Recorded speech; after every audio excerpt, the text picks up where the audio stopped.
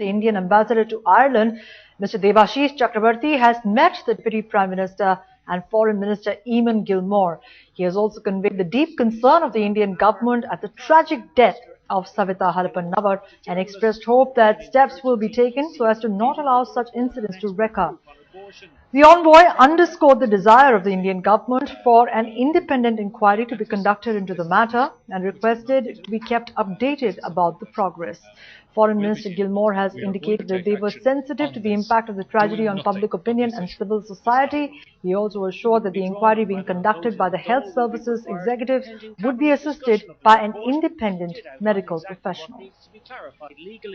I think that the women of Ireland are in. Well, let me go across to Maha Siddiqui now, who joins us for the newsroom, for more on the story from the newsroom. Maha, well, the Indian government has requested the Irish government that they want an independent probe, but to what extent can really India realistically expect Ireland to comply to most of what it wants? Been trying to put pressure on Ireland through all the means that it possibly can, Rukmini, at the moment.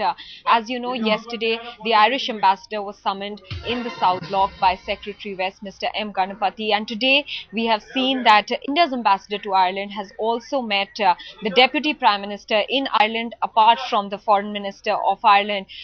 In all these meetings, it has been stressed by India that there should be an independent inquiry, because that's the larger public opinion. Apart from that, that will be the only way of really getting justice for Savita, because the hospital inquiry, as you know, is an internal inquiry that will be done by the hospital authorities, and this health ministry inquiry that Ireland is conducting now says will have an independent practitioner also participating in the probe, and that will really be something that will perhaps clarify points whether it was a case of medical negligence or what exactly happened when Savita was taken to the hospital in that grave and serious condition.